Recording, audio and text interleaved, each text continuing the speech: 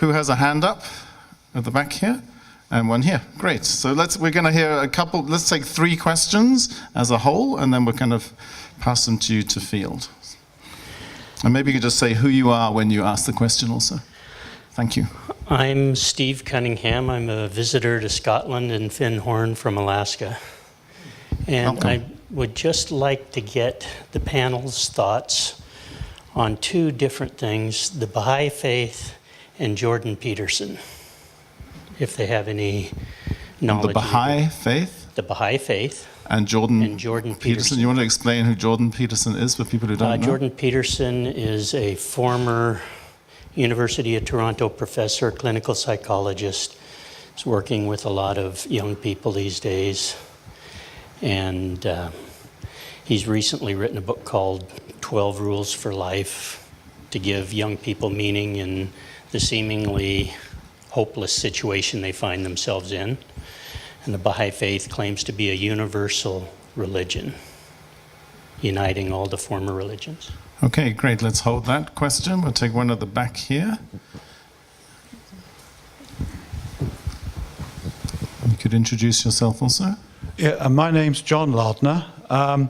My question really is a number of the speakers emphasized the significance of paradox in their understanding, and it seems to me that we're living in an age in the mainstream where paradoxes are increasingly being vilified and trying to escape from paradox. And I wondered what the view of the panel was, whether they could elaborate more on the importance of paradox as a way of emerging from this very, very narrow, restricted way of living that we're in at the moment.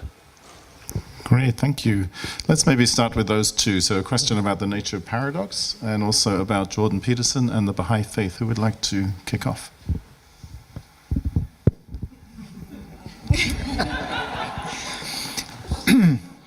I can't say much about Jordan Peterson. I don't know about him. I have met a few Baha'is, and they all were wonderful people, but that's really all I can say about that. But about the paradox, if we take it to what we learned about this great thought that is one big whole that we need the separation in order to have a perspective on it, but we're at the same time that whole. We're waves in that ocean.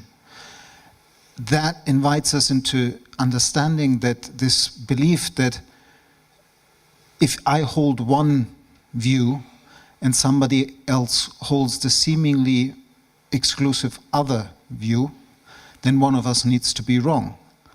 But that's a mistake. If what we really need is lots of different angles on reality, and sometimes they seem to be mutually exclusive. But actually, when we work with that polarity, then we enter into a deeper understanding of our participation and co-creation of this whole.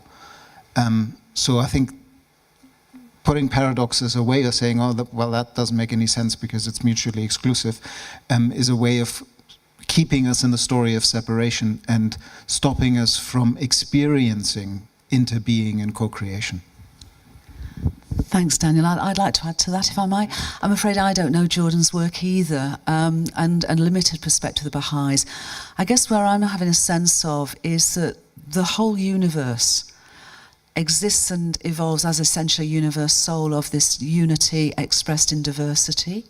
So our whole experience of differentiation and diversity is innately embedded in the evolutionary impulse of the universe, which also speaks to your point on the appearance of paradox. But also it suggests, again, I think what William was saying, is that as we're able to feel free, as we're able to feel authentic, as we're able to literally step into our conscious co-creativity, there are many roads up the same mountain. You know, in terms of spiritual practice, in terms of religious, cultural perspectives, there are many roads up the same mountain.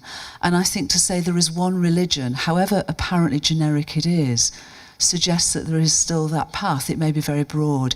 And my sense is that our emergence, our conscious evolutionary potential enables us to welcome and celebrate that diversity, and also find ways perhaps of reconciling apparent paradox. I talk about, duality to polarity to relativity, so that we are aware of being in relationship with all life, in the sense that it can appear very different, but ultimately it is part of that ultimate wholeness, but expressed in amazing, abundant diversity and differentiation. So. Thank you. Do you want to add? When I teach my grade 12 economics block, I often think of subtitling it, Welcome to Paradox. I think it's a great question, and I can think of in any given moment how I'm experiencing it. I'm very much aware of the IPCC findings released this week, and I flew to Scotland in the same week. So if that's not a paradox, I don't know what is. And I look at, actually this rug here is a great example. We could each take points on this rug and be kind of across from each other in seeming polarity, and yet we do have the possibility of reconstructing the whole picture out of that. And it always seems to me that that's just about the definition of what it means to be human. How do we hold that center and redefine the whole? Oh, I'll just say something obvious. Just being incarnate is a paradox, isn't it? Yeah, creatures with cosmic consciousness, strung out between biological instincts and developmental, soul-inspired expansion. Yeah, paradox, and it requires some maturity to be at ease with it. And sometimes I see that maturity in children who are just at ease with it. And yeah. Thank you. Yeah, thank you. Let's see if there's other questions that want to emerge at the back here. Maybe there's two at the back. Oh, there's one over here also. I can't see her a bit in the dark, but there's somebody here and a woman here in the row before the back. There's one here with a microphone. There's one there with a microphone, also a Roger in the crowd. Yeah. But let's hear from you first. Yeah. Thank you. First, I'd like to thank everyone for your talks, and I strongly resonate with a lot of what was said. I just wanted to say that after the IPCC report, after already having lost a lot of hope, I read that the Australian government had refused to stop coal mining. And so I just wonder how all of the approaches that you've mentioned can filter into politics, because I feel like at the moment, whilst changes are happening, in the political spectrum, it doesn't seem to be the case so much, and it still dominates a lot of how the world works. So I would like to hear your thoughts on that. Thank you. So one question about politics. Roger, you want to add? We're just taking a couple together. Yeah, in a way, it's the same kind of theme. After the announcement of the latest UN climate change panel, the BBC ran an interesting program called The Moral Maze. And the key question that they were looking at was,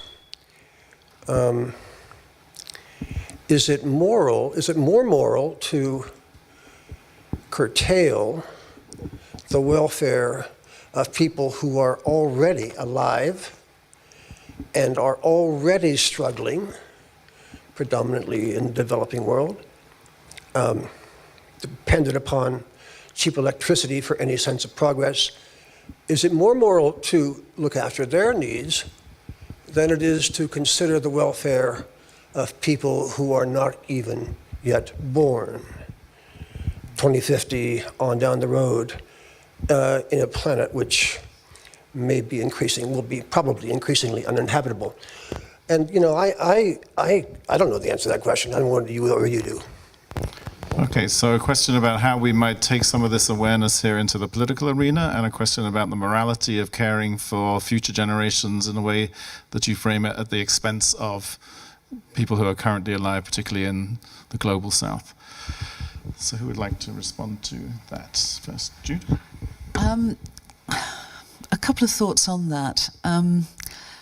As a healer, I was invited after the US election in November 2016 to contribute to a manifesto guided by Irvin Laszlo called Beyond Fear and Rage. And I wrote a piece called The Flickering of Hope.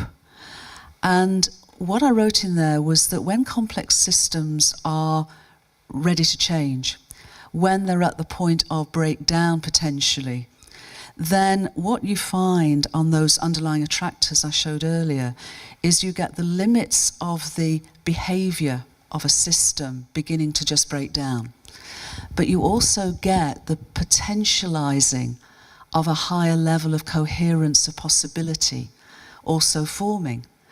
And what you have is what's called a bifurcation point. But in that bifurcation point, which can be breakdown and or breakthrough, you have something called flickering, where there is a flickering between the old system that is essentially falling apart and the potentizing of the higher level of coherence.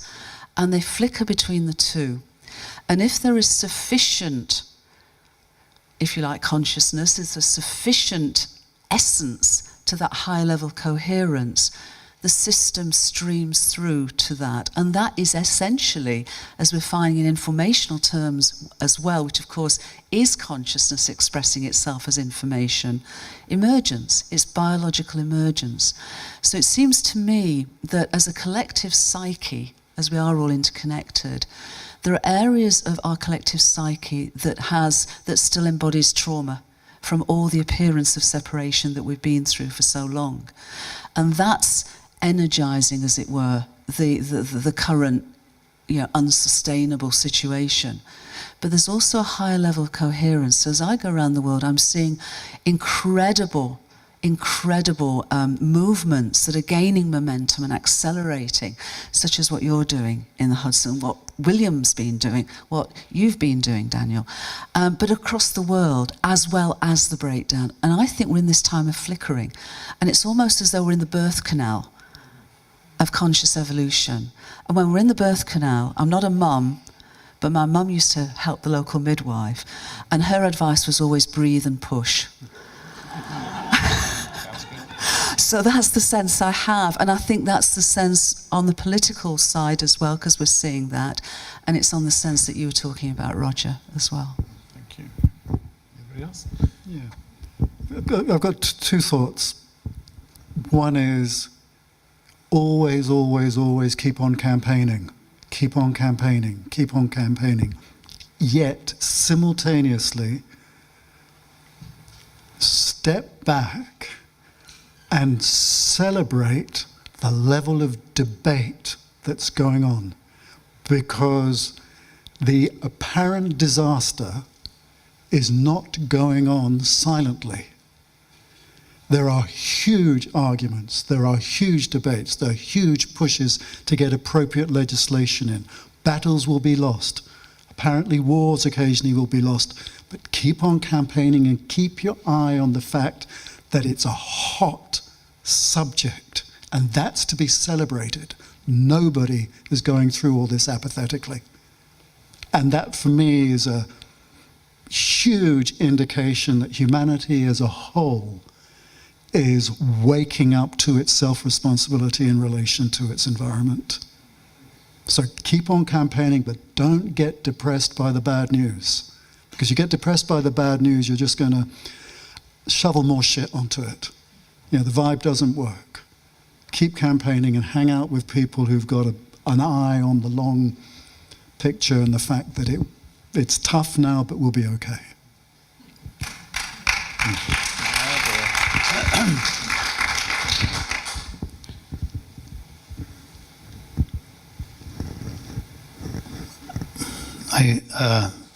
I have to check in with myself, because that's really like the locus of control that I have in how am I dealing with these questions, which are large and challenging, and it's quite easy to become cynical in the political sphere, especially in the country that I'm from. And I feel that in this process of becoming human, which I think we're still on that journey, where we need to connect to our deepest source of who we are. And my dear friend Otto Scharmer would say we need to approach that with an open mind, open heart, and open will. And it's our own voices of judgment, our own voices of cynicism, and our own voices of fear that will prevent us from doing that. So this is what I have to do. I know the work that I have to do. Thank you. I just want to echo this internal locus of control. It's one of the key principles of regenerative development, is that it starts within. And to be facing the current political situation in a lot of countries, what's going on in Brazil as well at the moment is very concerning. I think we need to keep campaigning, we need to keep calling political leaders out for being in bed with money. But I think that there's something powerful about this bi-regional approach to bring politics back to the scale where people have an interaction at the local and bi-regional level, where as we're moving into a regenerative, like if we get it right, and this century will be remembered as the century of Earth regeneration, then I also think we will be a long way towards the abolishment of nation states. I don't think that the nation state is fit for the 22nd century.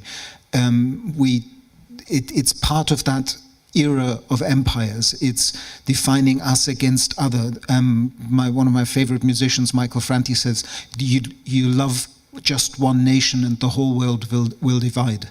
If we bring it back down to the level of bi-regionalism, we can see how our actions, and this is beginning to answer Roger's question, I don't think that there's a dynamic of tension between present generations and future generations.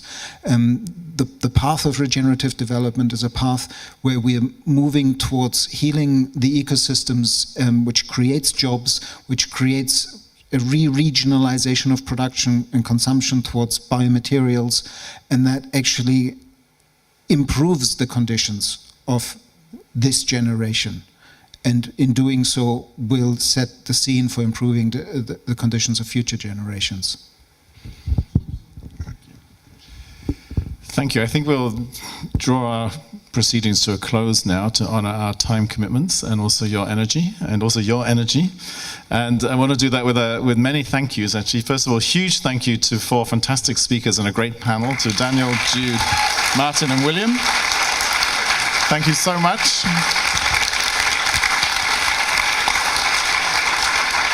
It's been a fantastic launching of Findhorn Talks. Stay tuned, I'm sure there will be more.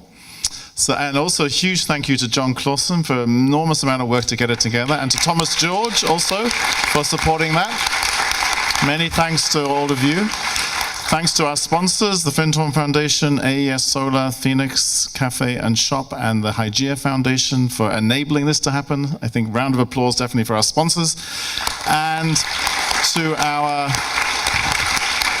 all our technical folk, the people who are helping the live stream to happen. We've got a great team of people filming this. We've had over 260 people able to watch and absorb and benefit from this through the efforts of our technicians, people at the sound desk, the lighting folk. Let's also appreciate them. So many thanks to all of you.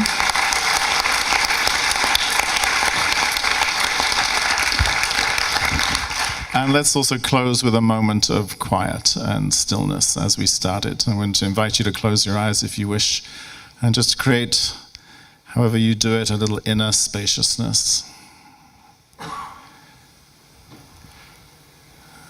And take a moment to notice how you are.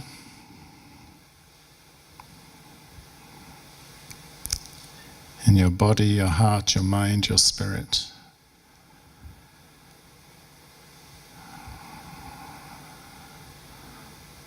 What has moved and touched you this evening?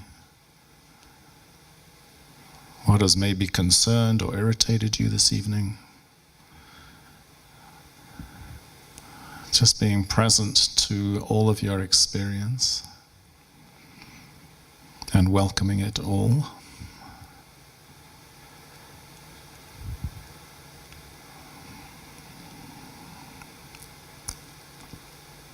Noticing also what conversations or movements you want to continue or deepen.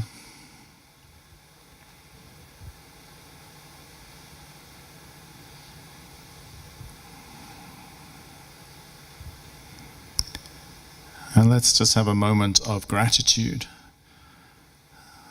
for all that has transpired this evening. Our inner experience, our outer experience. All the beings that have supported this, seen and unseen.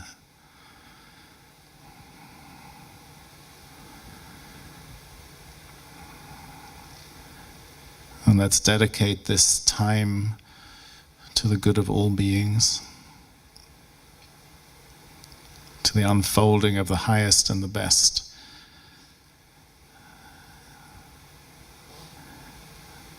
And let's give thanks that it is so.